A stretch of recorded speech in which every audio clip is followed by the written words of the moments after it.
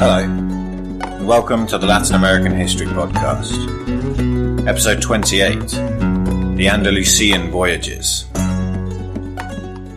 Today we're going to start a mini-series of episodes looking at the exploration taking place between Columbus's discoveries and the year 1520.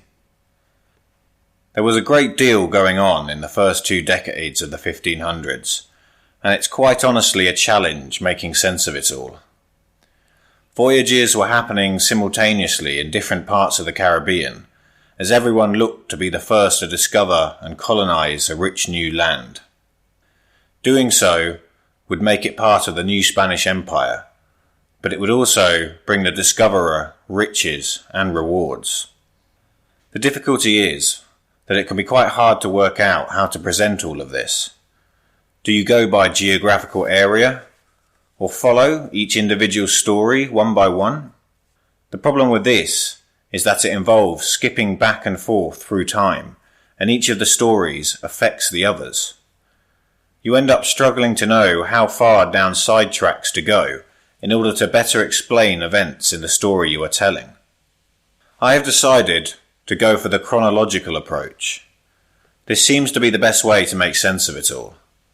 The drawback is that this means introducing lots of names, telling a story and then leaving them for a couple of episodes, which makes it hard to keep track of everyone, but I will try my best to make it all as clear as possible. If you don't like it, blame the Spanish. So today we start tackling the task by looking at the Andalusian voyages.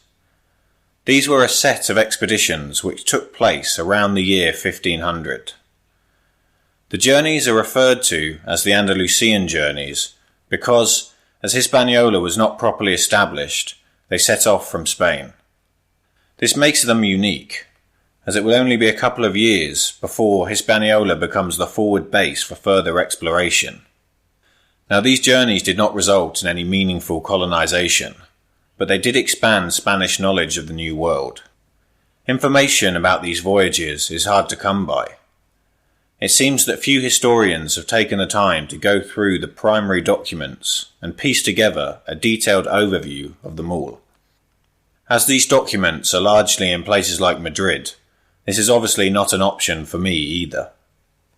There is one book which does do this, but unfortunately it was published in 1976 and I cannot get a copy. I have read a review of it, however, that states that the book covers 11 separate voyages. I will not be able to talk about all of these, but I can talk about the 3 which have the most information. The first was undertaken by Vicente Pinzon. If you recognize that name, it's because he was the younger of the Pinzon brothers who accompanied Columbus on his famous first trip. Vicente captained the Niña. After returning from that voyage, he went back to doing what he'd been doing beforehand, sailing around the Mediterranean as a trader / Spanish naval officer / mercenary / pirate. He shows up in North Africa and southern Italy fighting for the Spanish. In 1499, the Crown started to make noises, suggesting that they might sanction new trips to the Americas, and Vicente managed to get permission to lead one of these. He set off with 4 ships, and after surviving a storm near the Cabo Verde Islands, he eventually sighted land. He had reached the north of what is today Brazil. He had done this a few months before the Portuguese expedition under Cabral. This fact was not widely publicized, however, as under the recently signed Treaty of Tordesillas, this land was Portugal's, and the Spanish shouldn't have really been there. He reached today's state of Pernambuco, and from here he followed the coast northwards. At some point there was a confrontation with the native inhabitants, which resulted in 8 Spanish deaths. He also passed the estuary of the Amazon, and this must have been really mind-blowing. Nothing like that existed in the known world, and he was the first to see it. He continued onwards past the Guyanas and Venezuela, and along the way he encountered another surprise. A Spaniard, a man named Diego de Lepe, had set off on an almost identical route shortly after him. Lepe's journey is a bit of a puzzle. It's one of the hardest to find information on, and he seems to have just done exactly the same thing as Pinzon, only a few weeks later. What the point of that was, I'm not sure. He did, however, end up catching up with Pinzon, and the newly combined fleet went north to Hispaniola and the Bahamas before returning to Spain. These dual trips expanded Spanish knowledge of the New World, although almost all of the land they discovered was useless to them due to the Treaty of Tordesillas. In many ways, it can be considered a success, thanks to these discoveries, but for Pinzon personally, it was not. He had invested a lot of his money into it, and failed to make any back. He would spend the next few years struggling to make ends meet, but his achievements were recognised by the Spanish crown, which knighted him in 1501. It will be a little while before Pinzon returns to the New World, but he will, and we will catch up with him soon. Almost simultaneously to Pinzon's journey, another man was going out on his own. Alonso de Ojeda set off from Spain in May 1499 with the permission of the crown. He was seeking to add detail to Spanish knowledge of the South American mainland, which Columbus had sighted on his third voyage the year before. While the man at the top had sanctioned this trip, Columbus had not. Columbus was still governor of Hispaniola at this point, and had been given exclusive rights to exploration in the New World, as part of his initial deal with the crown. As far as he was concerned, Ojeda was violating these rights. I mentioned in a previous episode that there was an incident where Columbus's supporters openly fought with rival explorers on the streets of Hispaniola. It was Ojeda's men who they were fighting. Ojeda came from a noble family, but one which was impoverished in comparison to many of his class. He spent his early adulthood becoming a soldier, and he fought in the conquest of Granada. He was also part of Columbus's second voyage, and took part in several skirmishes against the Taíno. He then returned to Spain in 1496 and started laying the groundwork for an expedition of his own. One of the crew members on this trip was said to be Amerigo Vespucci. We briefly discussed Vespucci in the episode on the Portuguese. In that episode, he accompanied them to Brazil and explored the eastern coastline of South America. I also mentioned that he is believed to have taken part in 4 expeditions, but that in truth, this claim is not universally agreed on. This is one of those disputed voyages. Ojeda led his ships down the coast of West Africa, over to the Cape Verde Islands, and across the Atlantic to today's Guyana. Here Vespucci is said to have separated from the main fleet, heading southwards to explore the very northern coast of Brazil. This trip is based on an account in a letter supposedly sent to one of the Medici family.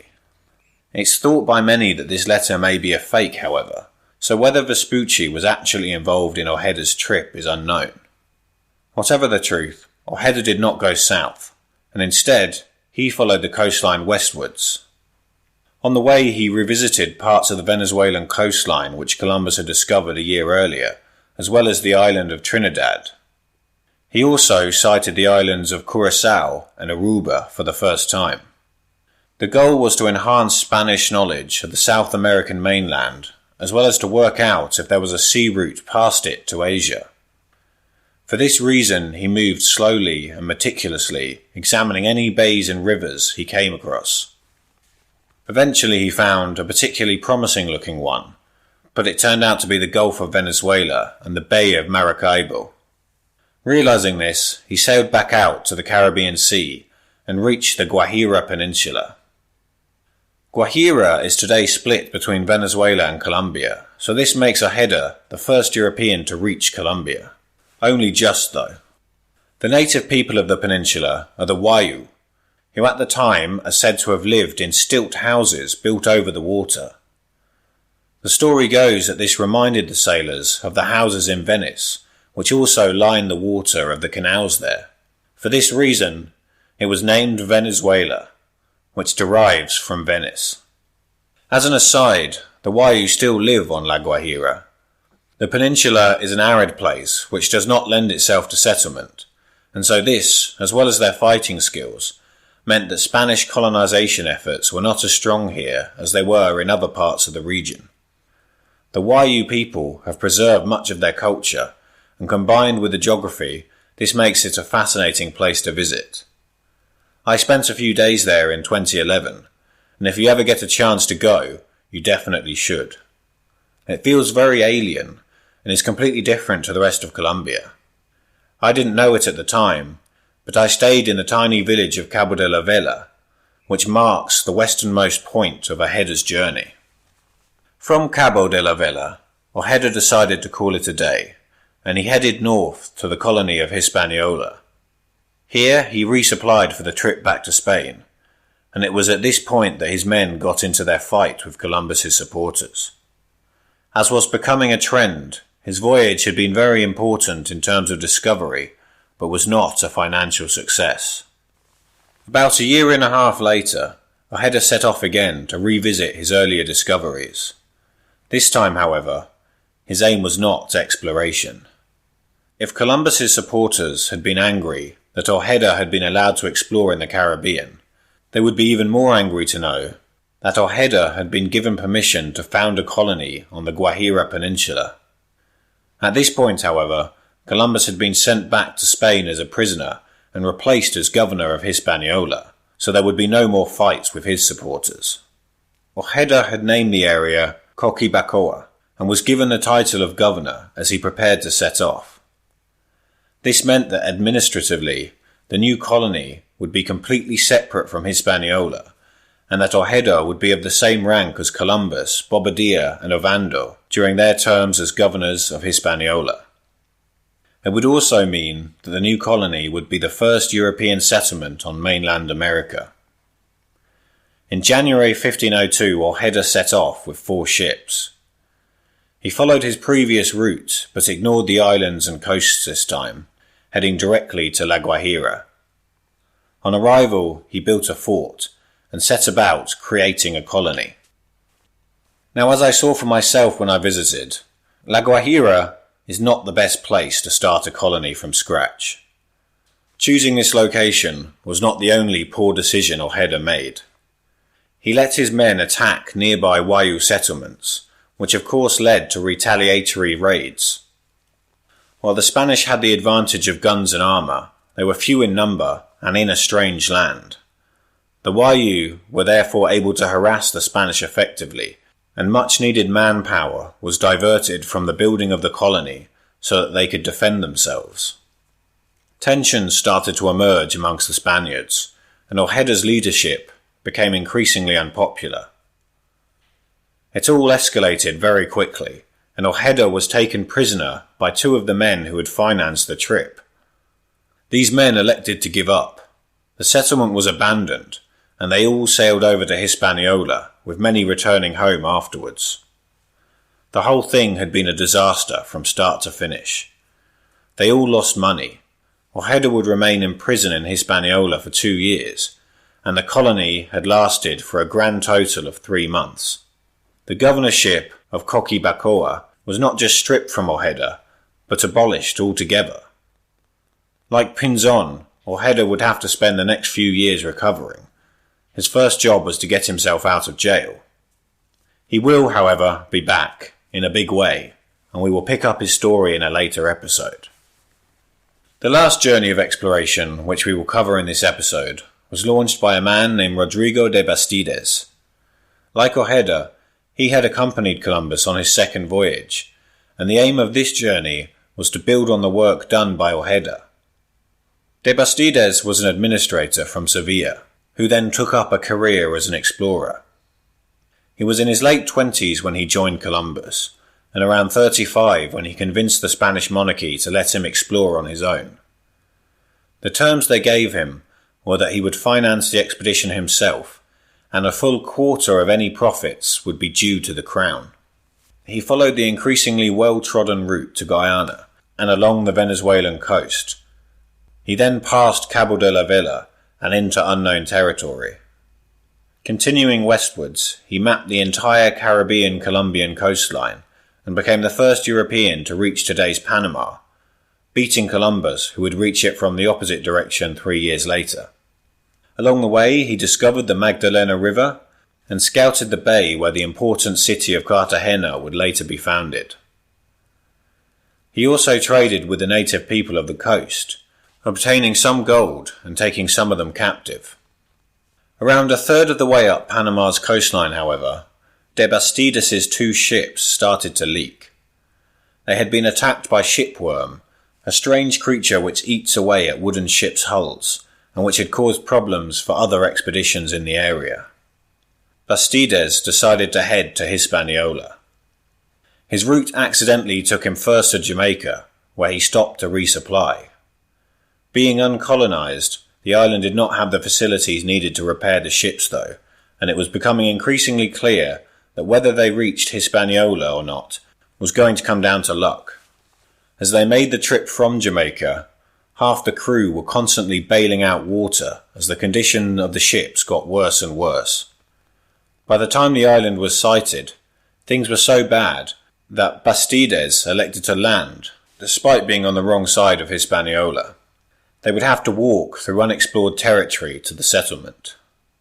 They had just managed to reach the shore, but were unable to unload all of their cargo before the ship sank.